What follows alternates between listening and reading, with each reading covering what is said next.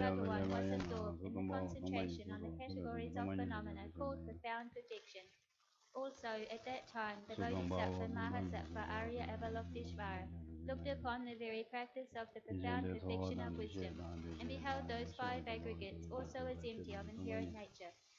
Then, through the power of Buddha, the Venerable Shariputra said this to the Bodhisattva Mahasattva Arya Avalokiteshvara. How should any son of the lineage train who wishes to practice the activity of the profound perfection of wisdom? He said that, and the Bodhisattva Mahasattva Arya Avalokiteshvara said this to the Venerable Shariputra. Shariputra, any son of the lineage or daughter of the lineage who wishes to practice the activity of the profound perfection of wisdom should look upon it like this, correctly and repeatedly beholding those five aggregates also as empty of inherent nature. Form is empty, emptiness is form. Emptiness is not other than form. Form is also not other than emptiness. In the same way, feeling, discrimination, compositional factors, and consciousness are empty. Shariputra, likewise, all phenomena are emptiness, without characteristic, unproduced, unceased, stainless, not without stain, not deficient, not fulfilled. Shariputra, therefore, in emptiness there is no form, no feeling, no discrimination, no compositional factors, no consciousness, no eye, no ear, no nose, no tongue, no body, no mind, no visual form, no sound, no odor, no taste, no object of touch, and no phenomenon. There is no I element and so on, up to and including no mind element, and no mental consciousness element. There is no ignorance, no extinction of ignorance, and so on, up to and including no aging and death, and no extinction of aging and death. Similarly, there is no suffering, origination, cessation, and path. There is no exalted wisdom, no attainment, and also no non-attainment. Shariputra, therefore, because there is no attainment, Bodhisattvas rely on and dwell in the perfection of wisdom, the mind without obscuration and without fear. Having completely passed beyond error, they reach the end point of nirvana. All the Buddhas who dwell in the three times, also manifestly, completely awaken to unsurpassable, perfect, complete enlightenment, and reliance on the perfection of wisdom. Therefore, the mantra of the perfection of wisdom, the mantra of great knowledge, the unsurpassed mantra, the mantra equal to the unequal, the mantra that thoroughly pacifies all suffering, should be known as the truth since it is not false. The mantra of the perfection of wisdom is declared. Tathagatha, gate, gate, para gate, parasam gate, bodhisoha.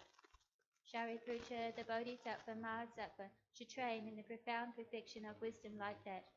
Then the Bhagawan arose from that concentration and commended the Bodhisattva Arya Avalokiteshvara, saying, well said, son of the lineage. It is like that, it is like that. One should practice the profound perfection of wisdom just as you have indicated. Even the Tathagatas rejoice. The Bhagawan having thus spoken, the Venerable Sharadvatiputra, the Bodhisattva Mahasattva Arya Avalokiteshvara, those surrounding in their entirety, along with the world of gods, humans, asuras, and Gandharvas, were overjoyed and highly praised that spoken by the Bhagawan. I prostrate to the gathering of Dakinis in the three chakras, who abide in the holy yoga of using space. By your powers of clairvoyance and magical emanations, look after practitioners like a mother her child. Aka Samara Sashadara Samaraya Pe.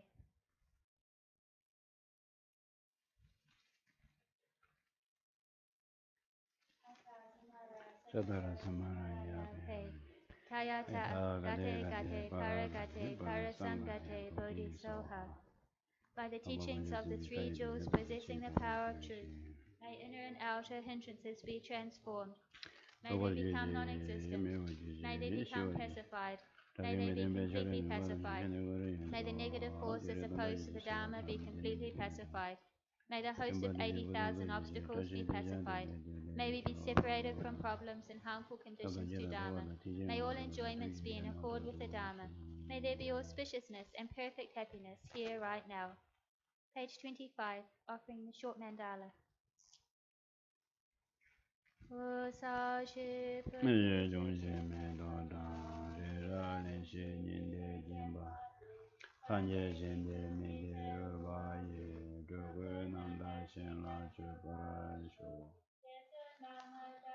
Kenan ye chugu pala chenze tende ne cheda sambe deje dema sake chuge shawa ado so gora rene mendela kani adaya ni sanje chudan sake chana la chanjo pado dani jas sake chujin jebe sunam ye dora benje sanje dobra sanje chudan sake chana la chanjo pado dani jas sake chujin jebe sunam ye dora benje sanje dobra sanje chudan sake chana la chanjo pado dani jas sake chujin jebe sunam ye dora benje sanje dobra shma Kanga de nye zame dawa de je bang ye de me jin de de ko dam de la cha de la to nye nye je san de je we la chi je se de gan je de de gan cha na be ma de de je so so wa de zo shin de ne ban de ze we la ma ro bo je da ge ni go ra be me de sho ne ka de ji me go ne je san de ko zon de je mo do de so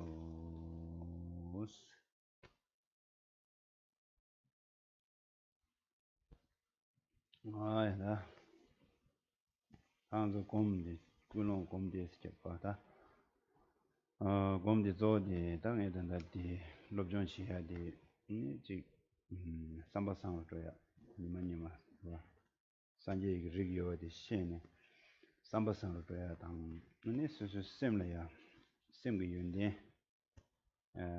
요와디 시바치야디 미신을 편도치야지 지도가 지기 삼지 꿀롱 제트네 워르스 So gonna now that is the not some little key camera this some star. Look at some la some la and the control number. Camera tab. Let's not do that. Kan ingin di nangla kami mana jibba kami one thing camera nangla kayak mana so now we're going to do a motivation meditation, right? So obviously we're here to study, and in order to study well, you need to have this proper motivation, pure motivation, this good heart. So to understand, or it's crucial within the Buddha's teachings to have this good heart, right? It's critical to our understanding, and so what we should be doing now is to be developing our knowledge, seeking to develop our knowledge in order to be of benefit to others.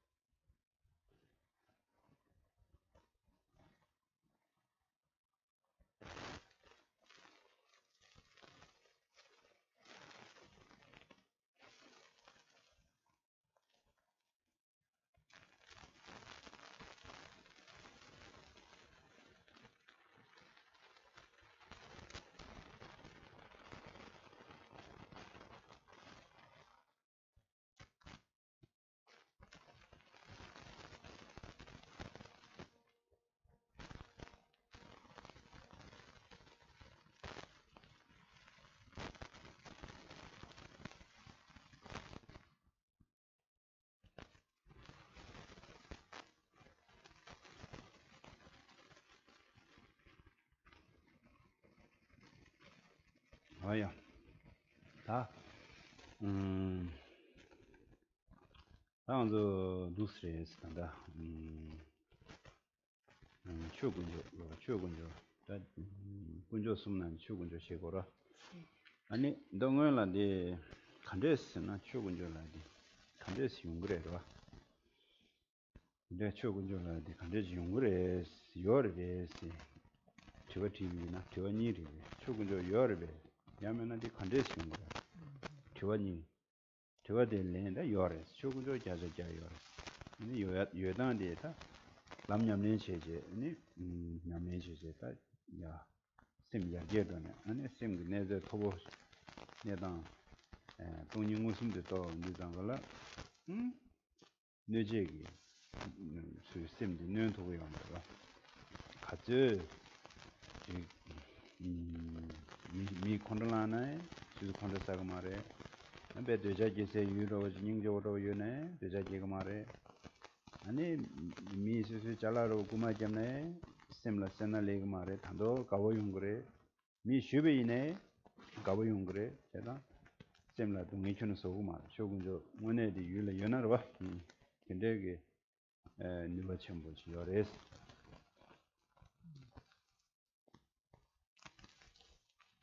So now, today we're going to be, or we have been, and continue to look at this Dharmajul.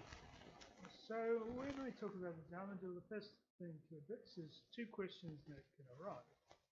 So the first question is, does the Dharmajul exist? And the second question is, how does it come about?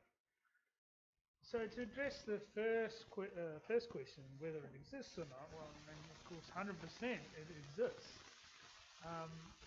And it can be said to exist in the basis that if you practice the path and really develop your mind, continue to develop your mind up until the point where you have the direct realization of emptiness. Once you have the direct realization of emptiness, the objects, the things that would be harmful to us can no longer harm us. Like harmful in the sense that they can arise disturbing emotions.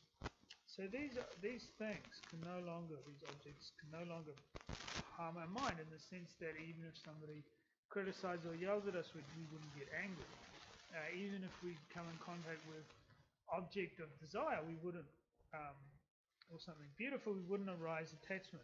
No matter what anybody does to us, we'd always see them as the same, always have like towards them, and it would be impossible for suffering to arise. So on this basis, we can say that the Dharmajul exists. 다디 단당 안아도 단대게 심디 먼저라다 기산 누저 시그널 이모션 셀 슈피지고라로 이모션 슈지고라다 간다 데디 야고체나 슈지가 데즈 마리나 슈지 도자 차데 심디 베 더블와 툭툭툭 로사야 말에 뭐네데 모던 테크놀로지데 지고래 테크놀로지 툭체나 로도 아주 심디 테크놀로지 나 이차래다 심다 테크놀로지 더 차야 된다. Yeah. So, nowadays, in the West especially, they talk a lot about emotions, right? But the thing with us, with ordinary beings, is that when something slightly goes our way, we get really excited and have this overwhelming emotion, like feeling excitement or something like that. And when things go a little bit wrong for us, then we have these massive emotional states as well. So it's kind of like it's following technology, because technology these days, when you push a button, suddenly all these 100 things happen, right? And now our minds are the same. One little thing happens and our mind explodes in 100 different directions. So our minds are now following modern technology. 다 베나 단다로지 나가라서 참말로 나는 대대요래 봐. 아니 산주 망고 녀와 미드네 녀 아니 뉴스 TV다 카바나다 뉴스 망고 다 봐. 코로나 바이러스 콜 망고 다 아니 데이터니 먼저 심라야 심라 에펙트 소라 심라 뉴슈니 레브레스 봐. 뉴슈치 칼레브레스나 이 와르스라고 카바가 와르스에게 수보 칼레지카 이시 니바디 아니 내주 독자도 좋거든 아니 셈 당기나시 잡고 있어서 아니 뒤 삼바 마지고 직서 아니 수수수 강변나라 가가 돼야라 수수수 마지고 시지 돼 오늘은 다 강변나라 때는 다 기부제 되어라다 배나가서 뉴질랜드에 오지나 흉게 다우스 그 라지 때래 다 내가 적으면도 라지 때도 끼우러가다 오늘은 로야 라지는 때도 내가는 적으면도 갈라서 기부제 되나 아 딜레야 소소소소소 강변나라 마치고 서제 아주 단단한데 대그다 미망고 쉬우지 아 빼줘라다 So these days also like on TV and on the news and social media, obviously everybody's talking about the coronavirus. And when we read about this can bring a lot of different emotional states to our mind. But if we look at it in a pragmatic sense, we can sort of say that this harm from the virus can be twofold. So the first one is obviously if you get sick from the virus, it can harm you physically. But the second concern is that it can actually be very disturbing to the mind. Like when you read about this and you're thinking, dying, it can cause a lot of anxiety or worry and things like that. And of course, the other thing can happen is because you're stuck at home all day, then this can be a cause for unhappiness as well, right? You can be bored or whatever. But in reality, it should be kind of like you're very fortunate. You basically the government's paying you to have a 3-month holiday, right? You don't have to work. You can just relax, eat, and just chill out. So you don't have to worry. You should try and feel happy about the situation. 사실은 이 삼로도 단계 디아 삼로당 그 산지 수수 심상고치야 돼야 야게다 야게다 근데 데들 곰자 삼로당데 간감질이야 아직 람줄라 마제베이네 근데 곰자인데 이 내주망고 근데 년주면도 디년아 셈데 마지고서 딜레 삼로 신달 땅도 두잖아 수수수수 셈데 데즈 야로 땅도라 다 딘데 체제네 다 딩아란도 지당 미지가 삼단다라 다 지금 낭배게 알아서 최신이지나 다디 코와 딜라다 베나단데게 니비도도 동해그란 시레나 동해 코와서야 되나라 동해그란 시인데 다 동해도 시기도 하다 안들어 시베 인산도 동해 코와 딜라다 닝부면도 봐 제가 다 동해 딜레 차바지 적어도 사는 지금 이중다 타바튼이다 근데 그거 제들이야거나 상단들이나 반대게 내주 디 괜찮네 스스로 남게야당 추억이 럽존시하고 그거 야르다 내신 봐 그거 야고 차 추지하고 겐야 디네단딩 코로나 바이러스기 야고 총 다다리 봐 디 당원에 추지 마제나나 가디 시하고 말해 직전에 다네 추지 되는데 그러잖아 추지할래 심주기야 당 그거 양 땡에 ထုတ်下 뭐 땡에 뭐 ထုတ်下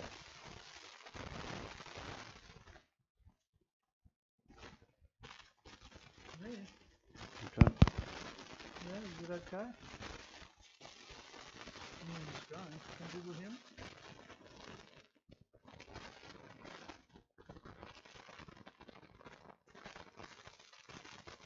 Maybe cell, maybe statue. Can lock it? Another here. No, it's kind of static.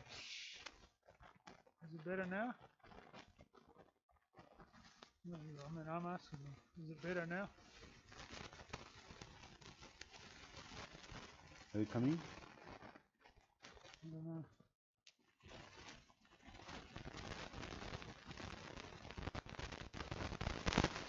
It's static.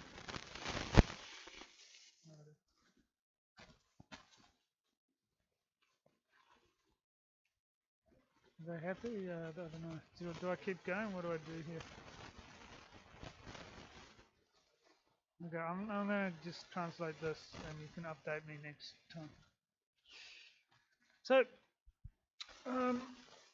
when we think about this, we need to think about this in terms of what the Buddha taught and the words, the Buddha's words. And it's good to, in this opportunity, to do more meditation, right? To focus on that, develop that.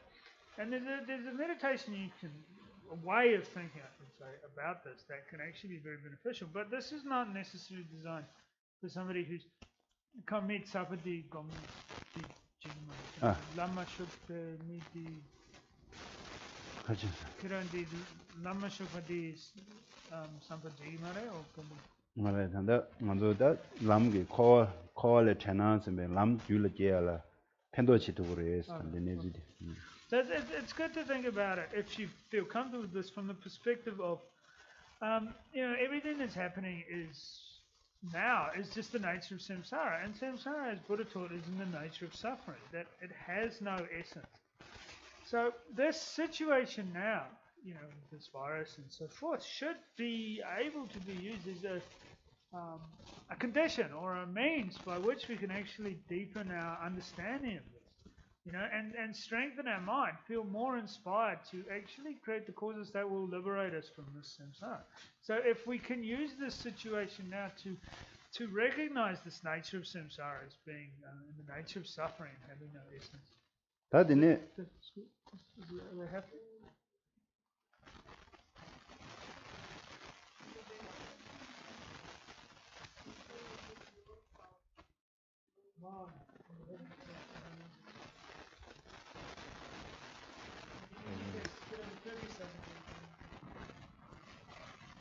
Roma dai.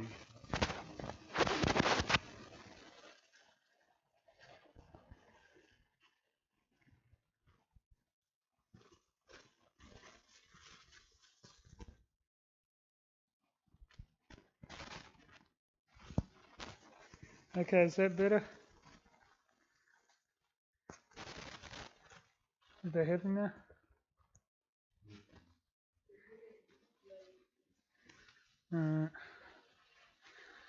Is it better?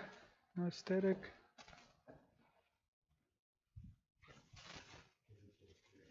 Yeah. I think they can hear. They've heard what I'm asking, right? No reply. Konza des jela. Lamsang kogi manduro. Des jela kogi do. That's good. Okay. Alright, so we'll swap mics next time. Okay, lasso. Tanda kibudu. Tanda yabudu.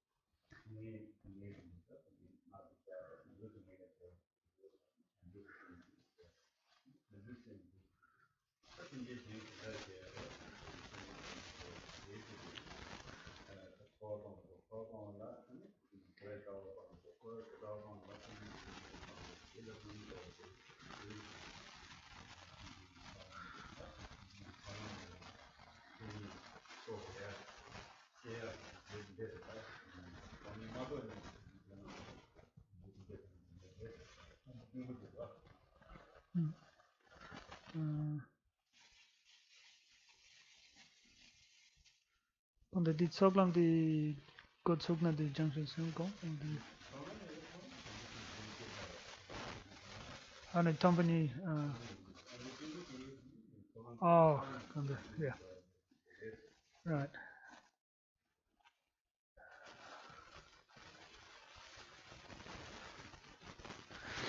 So, what we need to do is we need to first, having recognized this samsara is in the nature of suffering, one shouldn't be thinking only about one's own individual liberation from samsara. One should be thinking about freeing all sentient beings from their suffering. And in this way, when you think about this way and develop your mind, then you can give rise to the mind of bodhicitta and develop the intention to attain enlightenment for the benefit of all sentient beings. But in order to do that, you need to cut the root of this root of all this suffering and samsara, which is this mind of ignorance. So in this way, then you would, having developed this bodhicitta and entered the Mahayana path of accumulation, you would then study emptiness in order to attain enlightenment for the benefit of all sentient beings. And this is what's said to be the method that those of dull faculties use to produce producing bodhicitta first and then studying the path.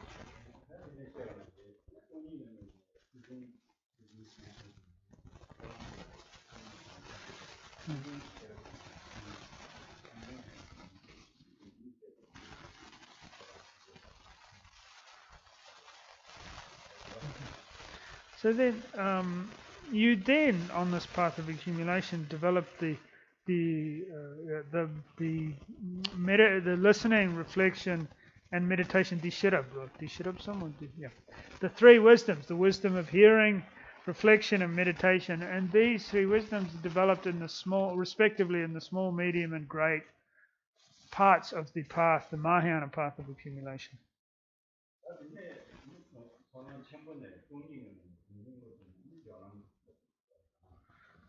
Okay, and when one then accumulates based on the wisdom of meditation on emptiness, then one enters the Mahayana path of joining or preparation.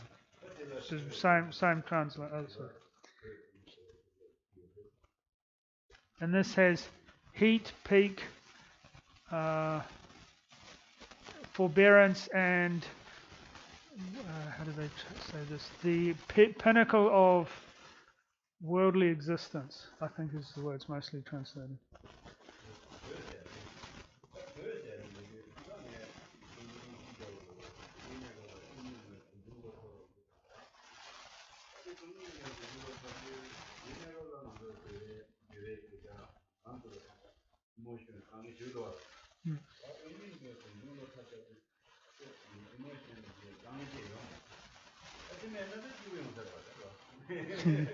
Okay. So the kadu di mashinyongi mana di komjungilo. Okay. So when you have this, the mind that is able to conjoin with concentration, the mind that's conjoined with calm abiding, the mind that's able to habituate itself or meditate on emptiness. At this point, when you reach this stage, then these emotions that normally disturb us are no longer able to disturb us. And of course, when you're free from these disturbing emotions, then of course you're happy, right? So this is pretty good.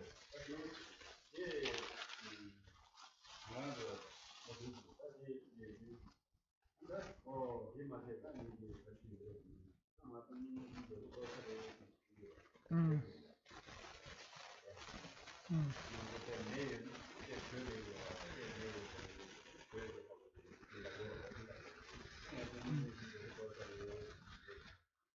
Right. So at this point of the heat, then once the person has reached this stage, the heat stage of the path of accumulation of the Mahayana scope. So this is, just so people know, this is not actually in the text. They then realize that they will quickly attain this realization of emptiness. And so this is why it's called heat. They will quickly attain the direct realization of emptiness. And this is why it's called heat. Because at this point, because they have this understanding, it's like when one's close to a fire, then that heat comes. So they're close to this direct realization of emptiness, and that's why it's referred to as heat.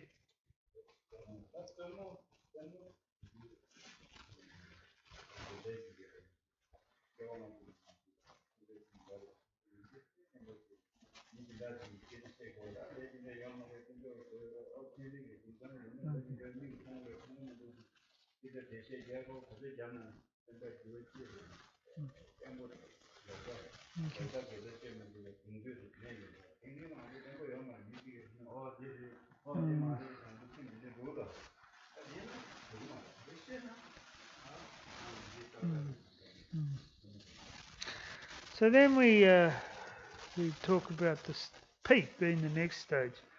So I don't know if you can see this on the camera. If anybody does have this chart, this is what I'm referring to. So the peak is, at this point, the mind becomes very stable in the sense that the mind does not change no matter what people say. So if people say, one never rises doubt towards the reality of things. So for now, for us now, if people say this and that, this is the way, this is the way, we immediately rise doubt or think, oh, maybe it's like that. But once you reach this point, then the mind doesn't fluctuate like that. It becomes very stable in its understanding.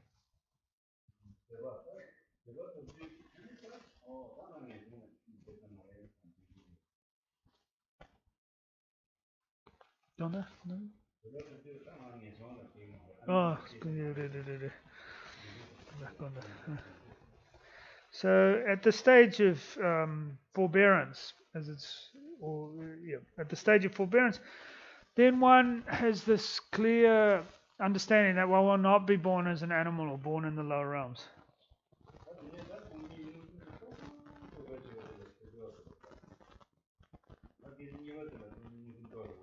Hmm. Okay, and the moment prior to the direct realization of emptiness. So in the next moment, one will have the direct realization of emptiness. This moment prior is called supreme mundane qualities, as it's translated here.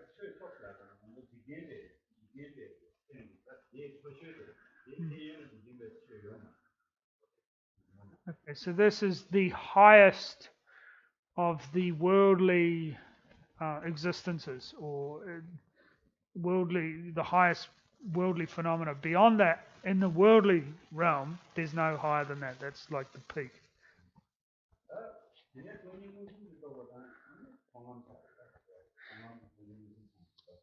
And then the next moment, one has the direct realization of emptiness, and then enters the path of seeing.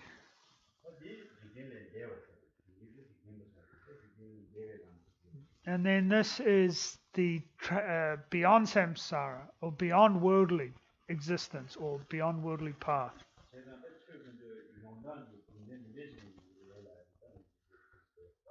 Okay, so at this point, this is the qualities of the Dharma jewel. So this. Oh, sorry. So no quality. This is the method by which one the Dharma jewel comes about. So this is why I explained this.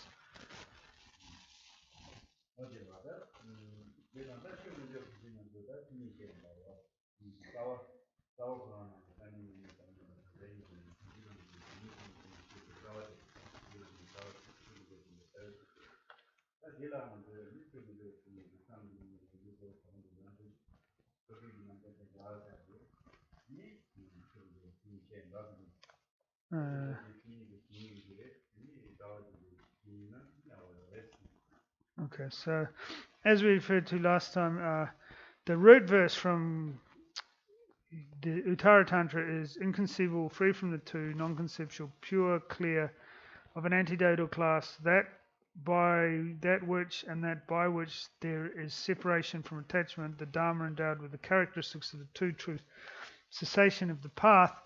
That was the verse that's referred to in Uttara Tantra, and then the definition of the Dharma jewel was the mind of an Arya being. So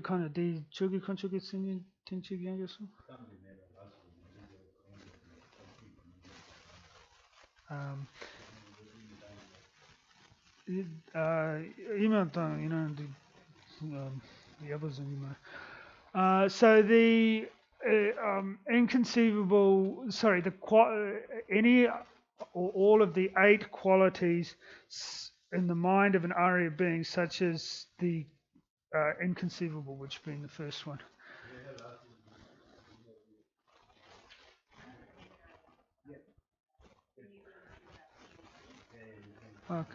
Did you?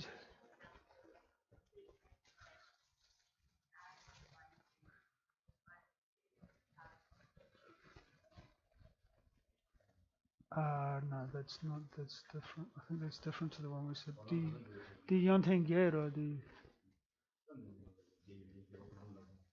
yeah.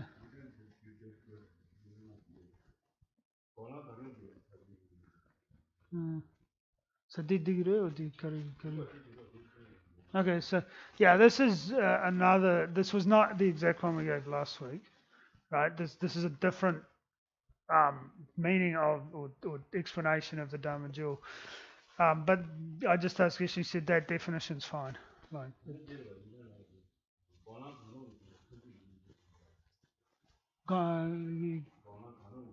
Yeah, Ganam Tha no the Parkway Yunang la Lamden Tan Gogden Niba Gongring Dubare. Yeah. Oh, okay. So yeah, that's fine. That's that definition's the same. Same.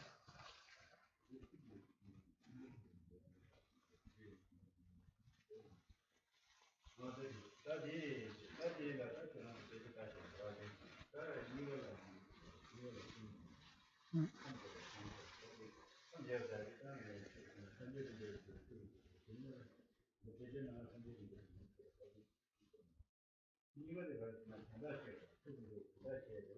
Mm.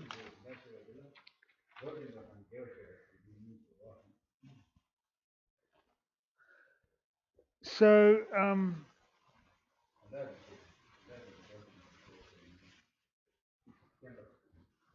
yeah. Mm. So now we're going to look at so in the text it actually talks about the Konzo Sang Tambo Sangye. Yeah.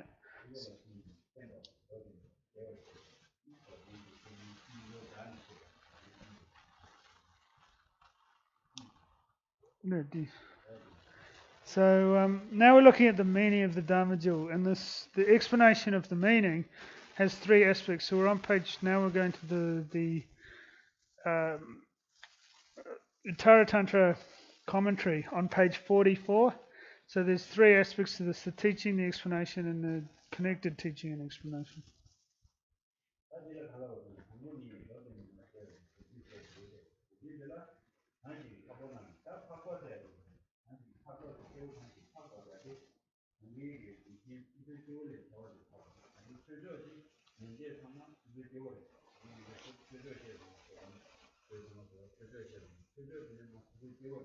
Mm.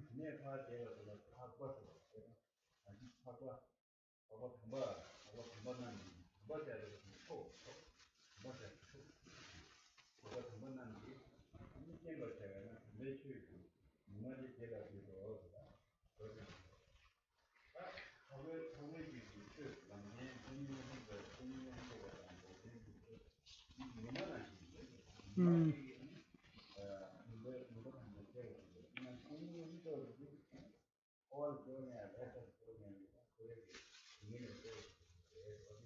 Mm.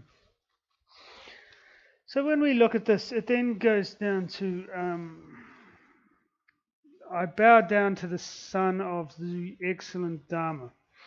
So when it says excellent here, it refers to the um, Arya understanding, which is beyond, as we said, beyond the mundane. And so this pure or excellent here means the supreme that one can, or the supreme, yeah, means to be supreme. So this is why it's the excellent Dharma. And then it uses here the analogy of the sun. And to say the analogy of the sun is used because it clears, like the sun clears away darkness. The maripagi, yeah. Ah, okay. So when one has the analogy of the sun is used because when one has the direct realization of emptiness, then one doesn't accumulate new karma. And because one doesn't accumulate new karma, then the delusions in that cannot arise. So this is why, and there's no suffering as well. So this is why it's this analogy is used.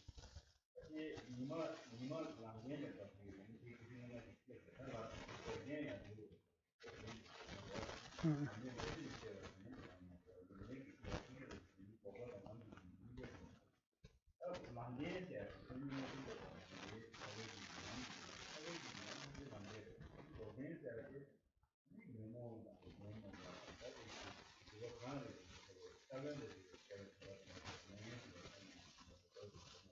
Quando digo tendi,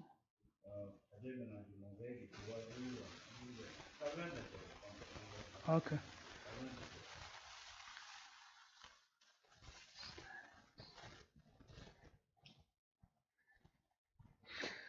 So well, then it talks about the truth, cessation, and truth path. So just to give a brief overview of what these are, the true path is said to be any path within the mind of an Arya being is said to be the true path. And the true cessation is the and this is the mind of an Arya being, the abandonment of the stains in in conjunction with their seeds. This is said to be the truth of cessation.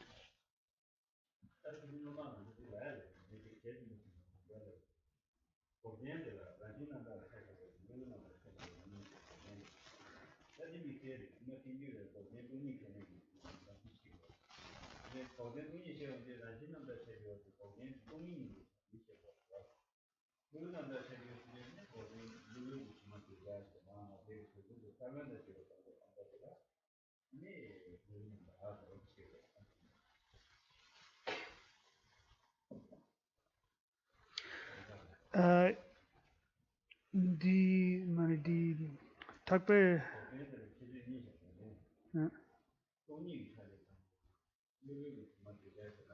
the lesson, yeah. Mm.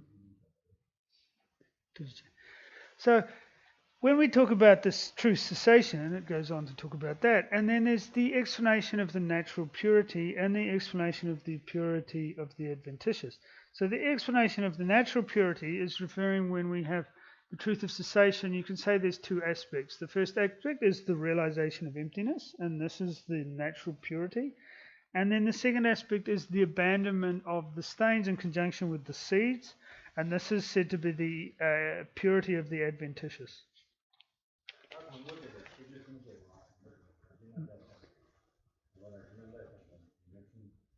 Okay.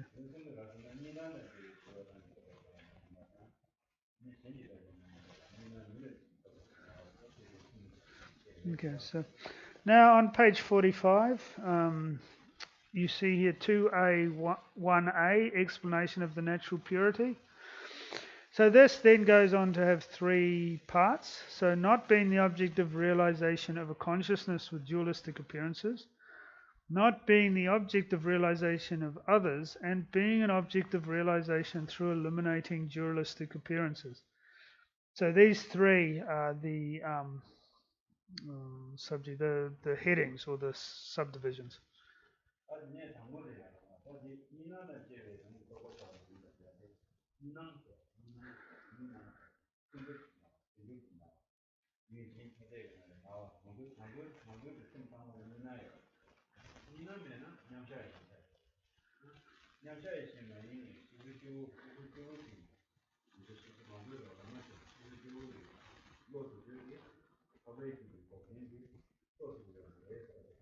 Okay.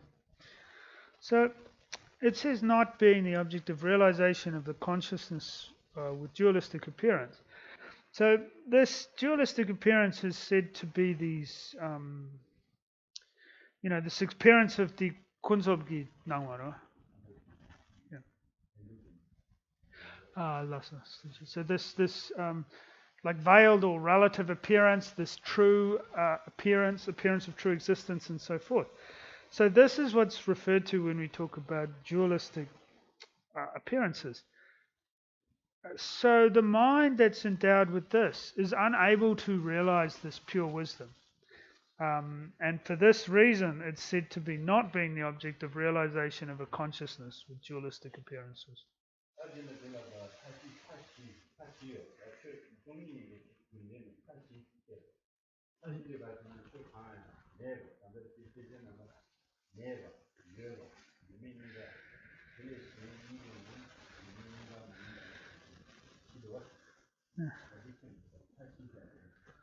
Okay, so moving on, it then talks about the four extremes. The four extremes of elaborations, as it's referred to in the text. So I'll just read it. Since it is inexplicable as inherently non-existent, existent, both existent and non-existent, and neither existent nor non-existent, it is free from the four extremes of elaboration. So just to clarify, the four extremes of elaboration are non-existence, existence, both existence and non-existence, and neither existence or non-existence.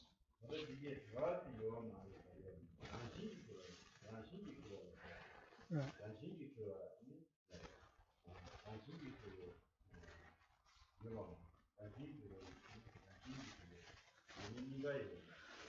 Mm. Mm. Right. So going on a bit, it clarifies in the text here that the root verse explains is not inherently non-existent, not inherently existent, not inherently both existent and non-existent, um, and does not take the explanation of being free from the four elaborations as not ultimately existing, not ultimately non-existent, and so forth. So what's meant, the meaning of this here, is to say that we're not saying things are non-existent, for example.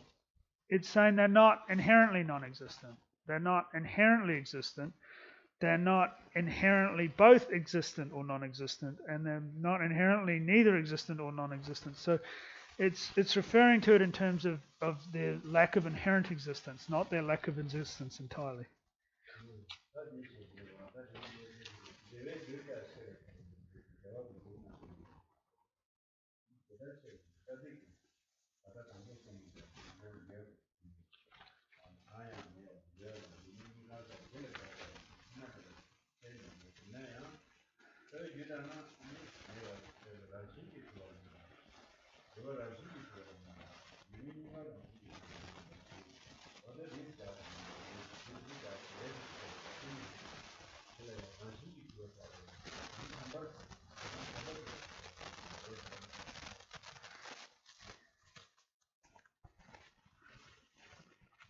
So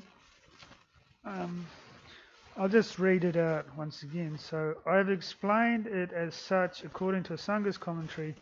Despite the root verse explicitly using negation 3 times, I did not find it to be any easier to understand than the commentary. The root verse explains it as not inherently non-existent, not inherently existent, not inherently both existent and non-existent, and does not take the explanation of being free from the four elaborations as not ultimately existing, not ultimately non-existing, and so forth. So, as it's said here, it's not talking about the way its ultimate non-existence, but rather its existence, lack of inherent existence, or lack of being truly existent. So this is the meaning. This is how the text explains it.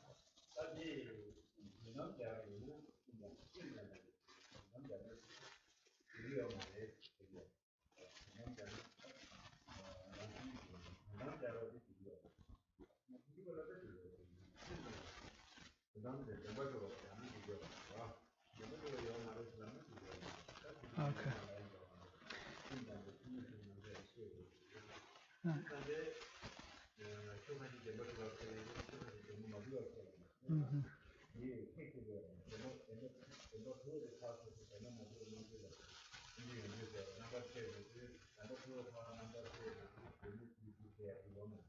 Mm.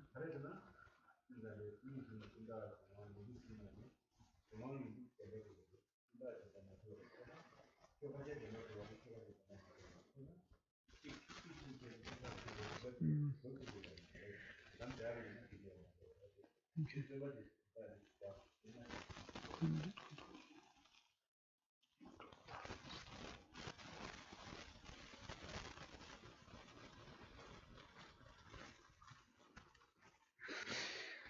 So the reason it makes this distinction in the text, because this is referring to the mind-only view, and from the mind-only school, it's not okay to say the lack of ultimate existence. They hold to an ultimate. For their view, it's not okay to say there's no ultimate existence. From the Majjhimika Prasangika view, that it's fine to say there's no ultimate existence, but the mind-only school does hold to this because they hold that some things are truly existent and some things aren't. So for this, and for this reason, they have these distinctions of contact is pervasive. Contact, contact, karere.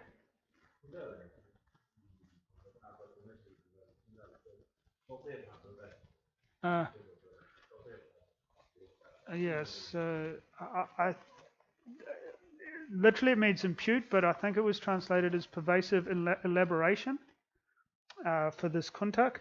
And then there's the thoroughly established and this other power. So these are the three aspects of the mind-only view, right? So for them, that they can't say that there's no ultimate, that you can't posit there's a lack of ultimate existence.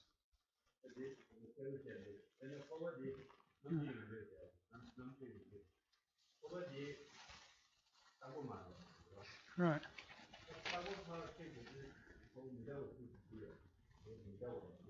Right.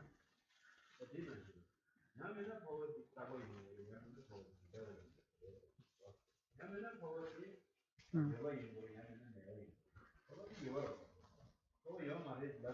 Mm. Mm.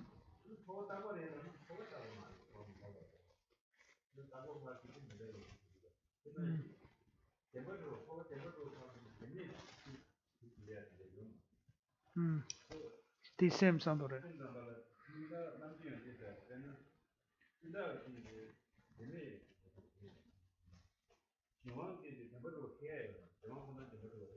Mm.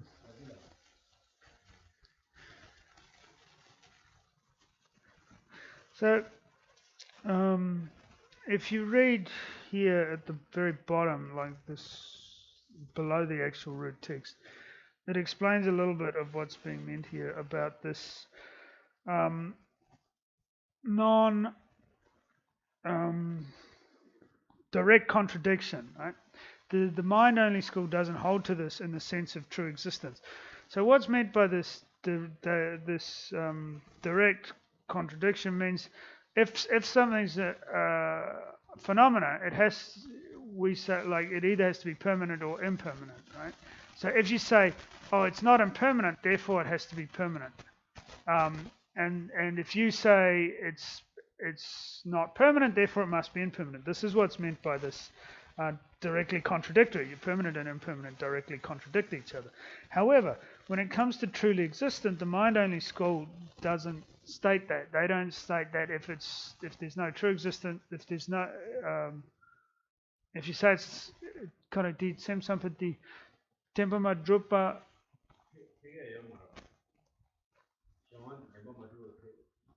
Right. Right. So the mind-only school doesn't hold that if you say that one object lacks true existence, it means that there's a complete lack of true existence, because they, of the three aspects they had, that other power, they say that is truly existent.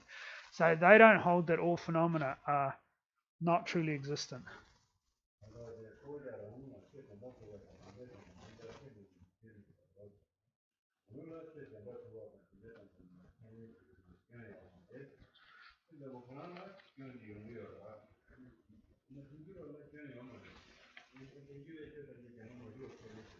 Right. Right.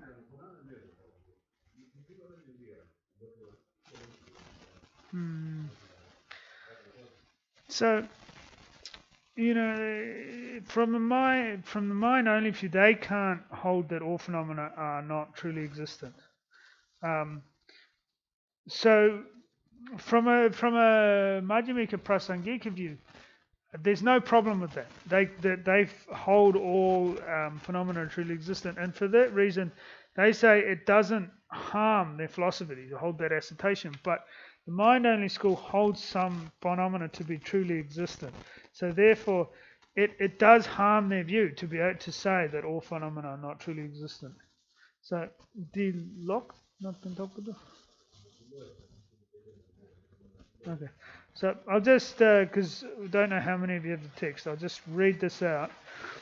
So if somebody were to say our tradition does not assert phenomena to be truly existent or empty of true existence, we are not at fault. Well, how do you then refute both? If they were to reply, if emptiness of phenomena is inclusively established, then their inherent existence is exclusively eliminated. Therefore, it would be contradictory to accept the common locus of both. Since emptiness of true existence must be inclusively established if truly existent phenomena are exclusively established, it is extremely contradictory to accept one of the two which are directly contradictory. So I'll just read the addition that was. Oh, okay, sorry, a little bit further. If they were to say, we don't have assertions, therefore your reasoning does not harm the position. Since you therefore do not accept ethical discipline, you must have completely degenerated, but this is not obvious to you. Explaining the text from the mind-only position does not accord with the root verse or commentary, as is explained later. And I'll just read this paragraph at the bottom, that it says, this paragraph is discussing the assertion that phenomena are neither truly existent nor not truly existent, implying a fault if someone was either of these two. Therefore, Gyaltsab J asks, how do proponents who refute something being either? If you eliminate something as truly existent, you necessarily establish it as not truly existent. Like if you eliminate something as not truly existent, you necessarily establish it as truly existent. Therefore, because true existence and not true existence are both direct opposites, you have an elimination establishment relationship. Does that clear to everybody?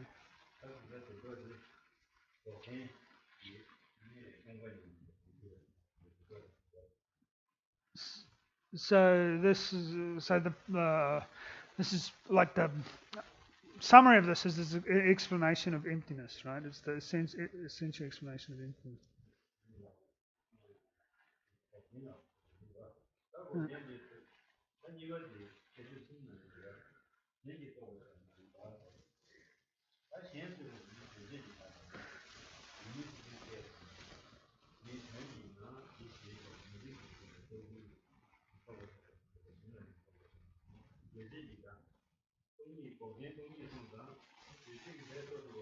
Mm.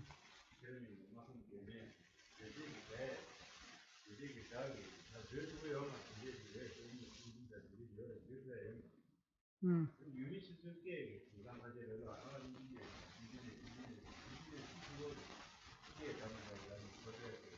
Mm.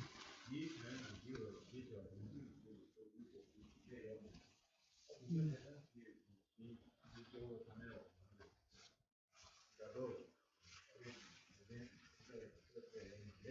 Mm-hmm. So we move now into page 46. It's this basically the second section, 2A1A.2, not being the object of realization of others. Because the mode of realization cannot be completed through expressive sound, language, and defining things, it cannot be realized on dependence of others. So what's meant by this? It cannot be realized through merely the expression of sound, right? You can't. So these days, many people sort of talk about emptiness, and this is a very popular word these days, but it's not understood through this mere hearing these words. It can't be understood, and also it can't be realized in the mind of a sosokibu Pokemon. So the Arya being's realization of emptiness cannot be produced in the mind of an ordinary being.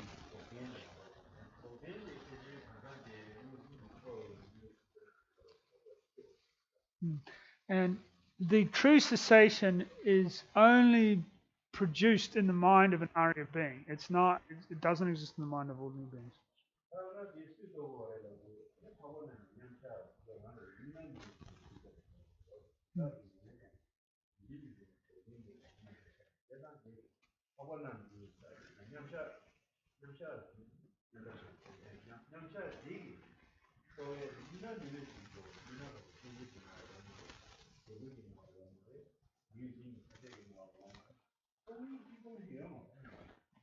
Okay. Mm.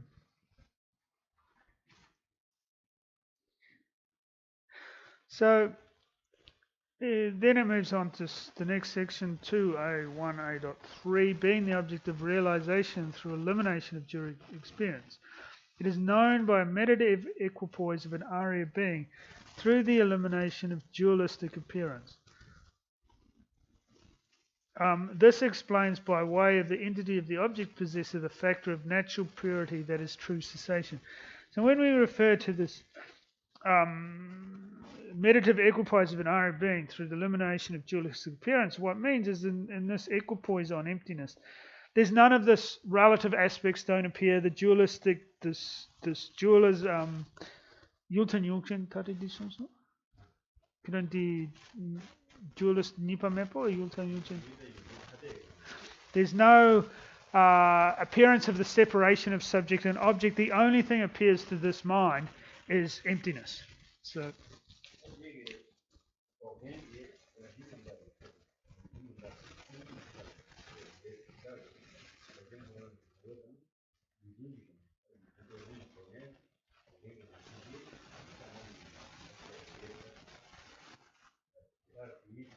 hmm.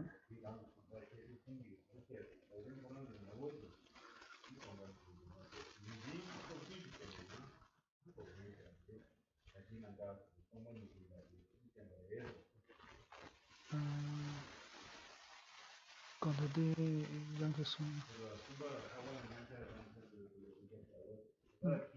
The,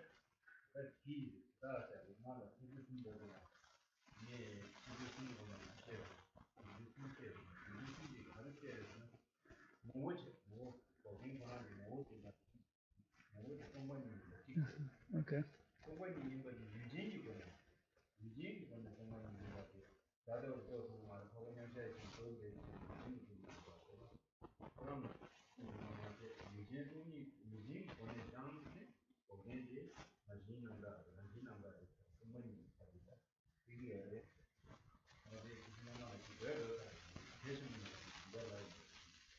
Okay, so the no the Yulchen the somebody number.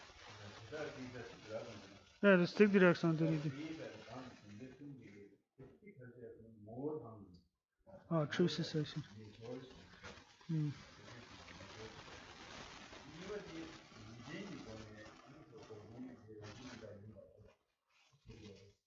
Hmm.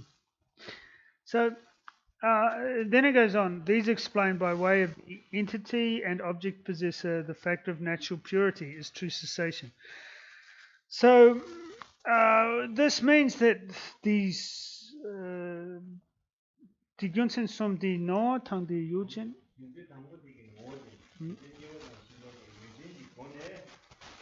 Oh, Nipa tang sumpa.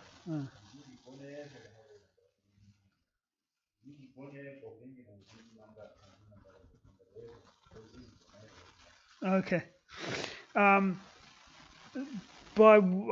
So there's the three reasonings behind this. So the first is the essence of this is emptiness. And the second and third reason is by way of the object possessor, then arises the pure wisdom and the true cessation.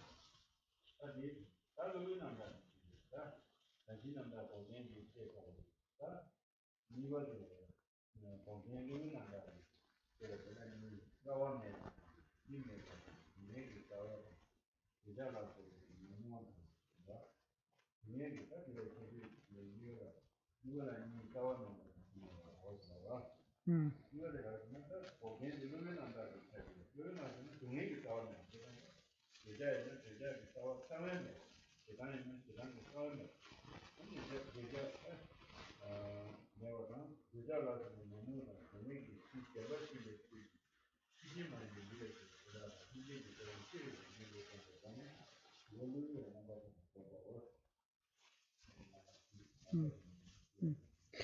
So it then goes on to explanation of the purity of the adventitious. So it goes to say the cessation, that is the purity of the adventitious, is a pacification through applying antidote that destroys the root of suffering, karma, and affliction such as attachment. On the basis of suffering, that is the innate and intellectually acquired improper mental attention grasping at true existence and its seeds. So it talks about this root or the basis of suffering, and which did so, did conditional, did so. Oh, okay. So it's abandoning the root of the delusions, which are the seeds of those delusions. So this is what's meant by this purity of the adventitious.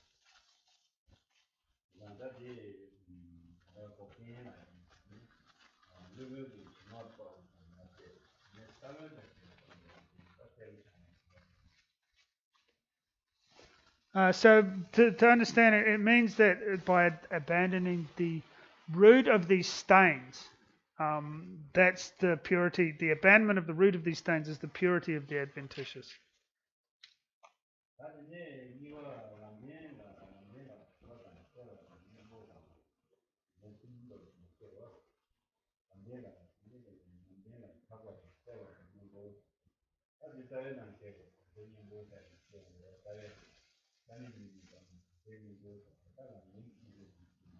Hmm.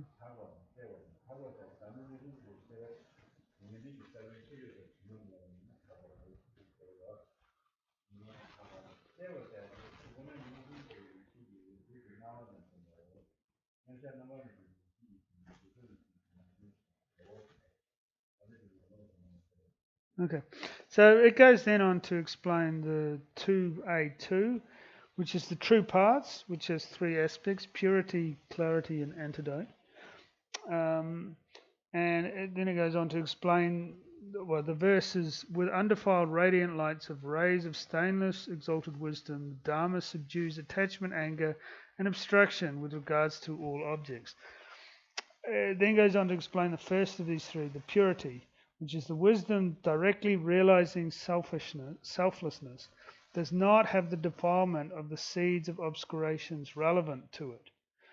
And then the clarity, it possesses illumination of light and exalted wisdom directly realizing suchness.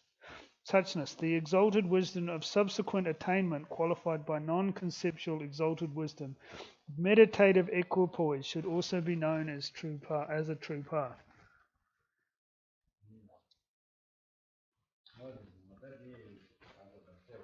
Hmm.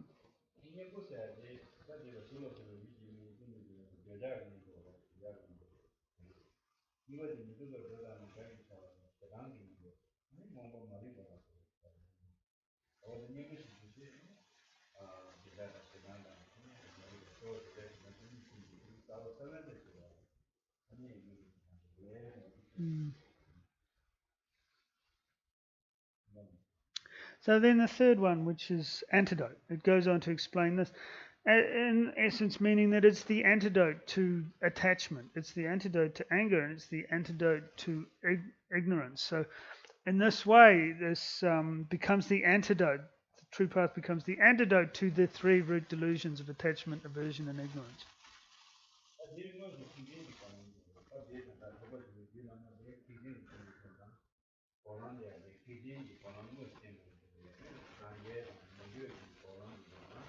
Mm.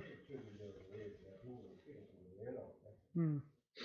So as it goes on in the text, I'll just read the whole thing. Homage is paid to the excellent Dharma that attachment, exaggerating the attractiveness of the objects of observation, such as form and so forth, and by entity at which it sees as pleasant, the anger which it sees as unpleasant, and the aspect of being opposed to them, and destroys the defective vision of confusion.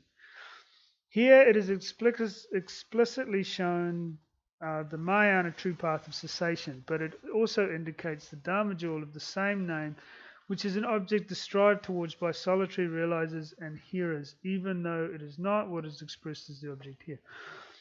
So this last paragraph here means that this presentation is the presentation of the Dharma jewel in accordance with the Mahayana tradition.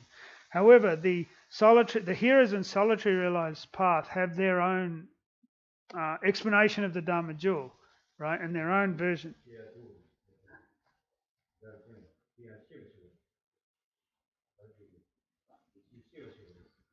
So, right.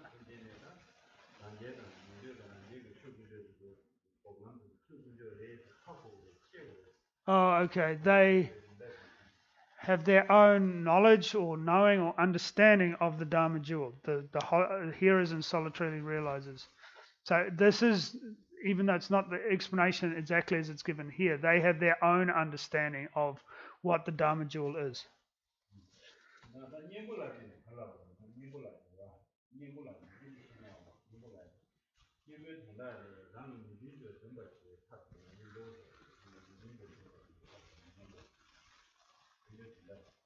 Rangi mitun. So the meaning of this antidote is a method by which one can counteract the inappropriate direction, but literally direction, but activity or understanding would probably be a clearer way. Michog. The method by which, tab method. So he's just emphasizing the method by which one counteracts the inappropriate directions.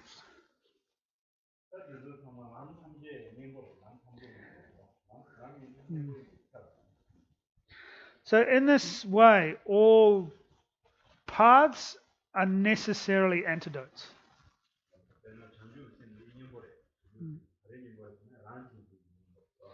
So, for example, bodhicitta is an antidote. And it's an antidote to what? It's the antidote to self-cherishing.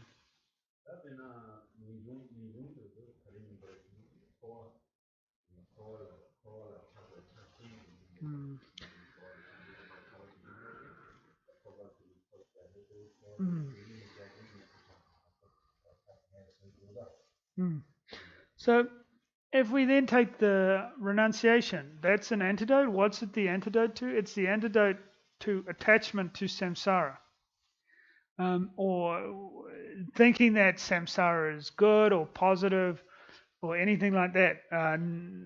Renunciation is seen as the antidote to that.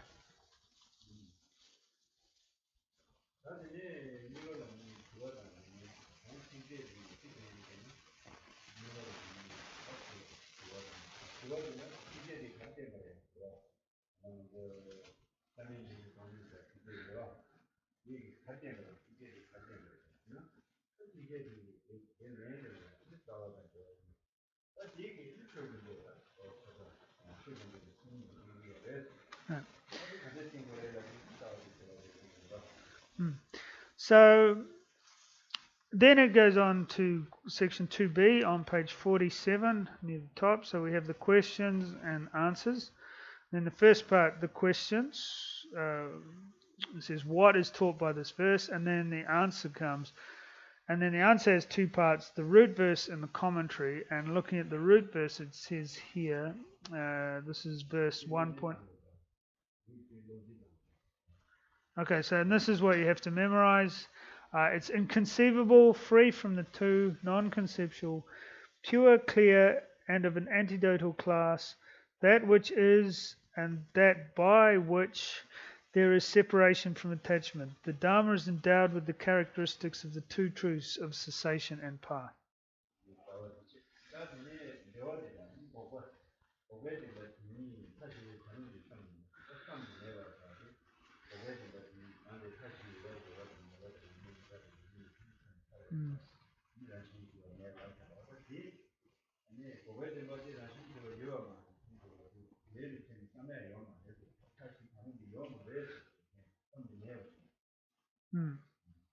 So then the true concessions are inconceivable as any of the four extremes. They're free from the... So what's meant by this is that these four extremes of not inherently existent, not inherently existent, not inherently neither existent or non-existent, or not inherently both existent and non-existent.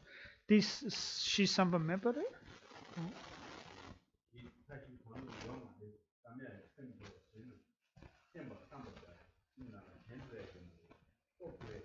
Ah, so it's inconceivable in the sense that the mind cannot understand that. Could he talk about realize? Conceive. Okay, cannot conceive. Yeah, cannot conceive or conceptually or understand. Yeah, talk about is to. Okay, we'll just stick with conceive. Cannot conceive of the Dishi Gangrong talk about. Yeah, so it's incon.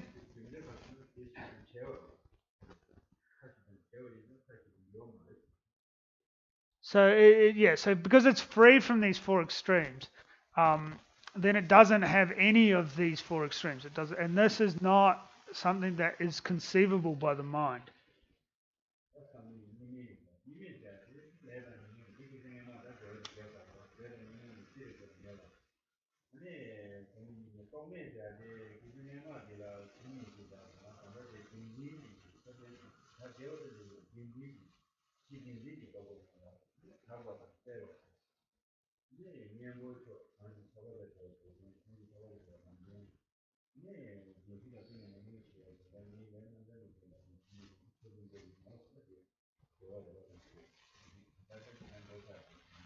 Okay.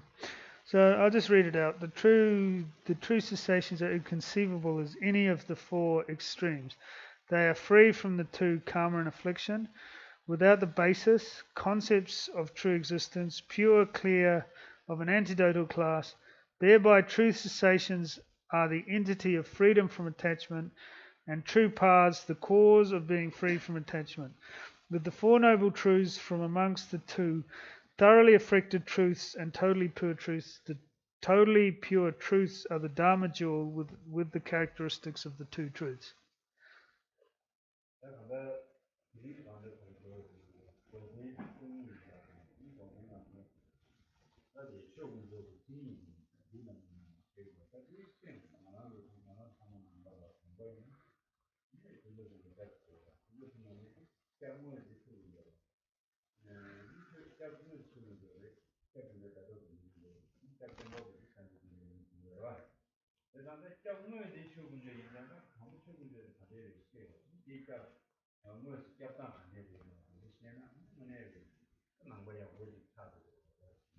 Mm.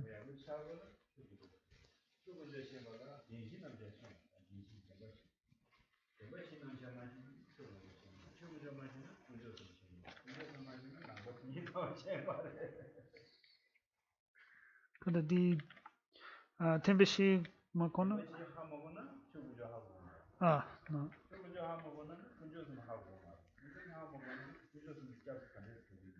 Yeah, read it. um, so it's today we've talked about the true path and the true cessation, and also the definition of the Dharma jewel. The Dharma jewel is said to be the real refuge, right?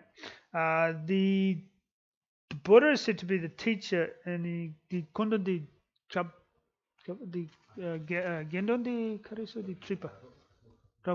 So the Sangha is referred to as the friends or the helpers. So as Buddhists, it's very important to as the spiritual friend or the spiritual helpers. So it's very important to understand these three jewels, right? And to understand this, you have to understand the Dharma jewel. And if through understanding the Dharma jewel, you have to understand the Four Noble Truths. It's clear that if you don't understand the Four Noble Truths, you can't understand what the Dharma jewel is.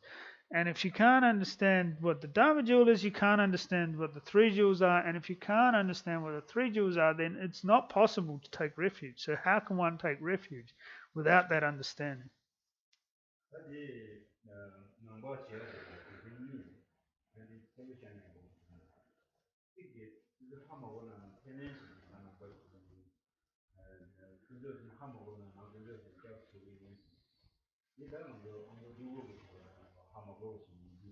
Mm.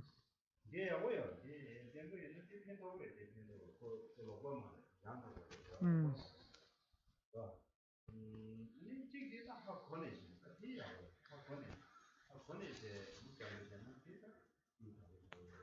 Okay. So when you say within the Buddhists, you could say there would be two types. So the first type is they don't really have a clear understanding of the three jewels, but they do have faith, and they have this, and this is still good. It's still valid. It's still a valid to have this. However, if the second type who actually has a clear understanding of what the three jewels are, this is kind of the best or the supreme or putakpa or perfect way of taking refuge. Any questions? So okay, then we'll stop here.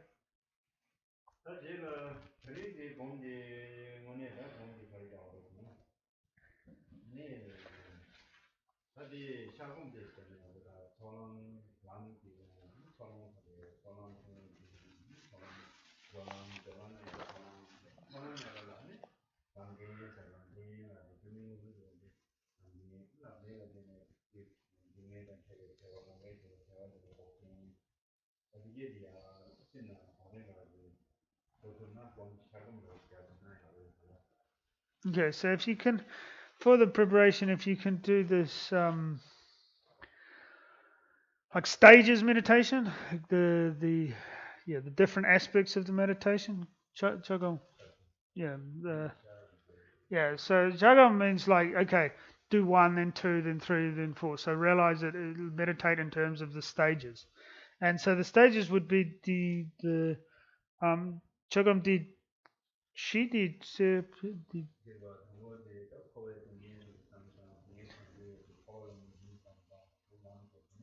okay. So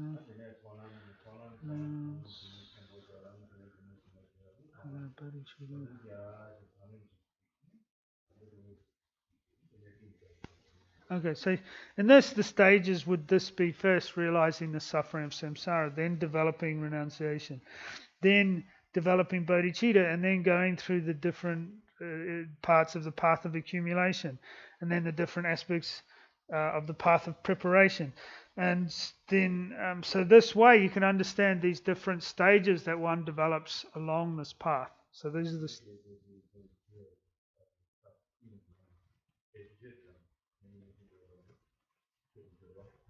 Oh, and the most important thing is to understand this direct realization of emptiness is the Dharma jewel.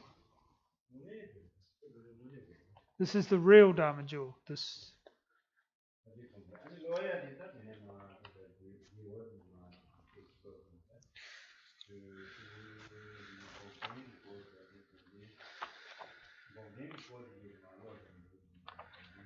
Okay. So then continue for the reading, continue reading on, read about the true cessation.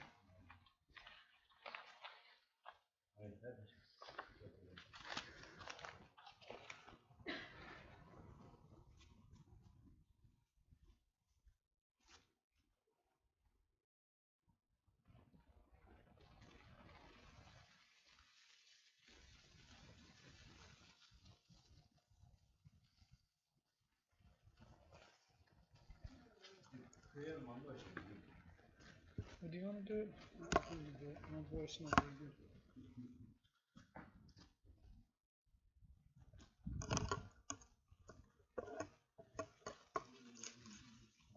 The dedication prayers are on page 31.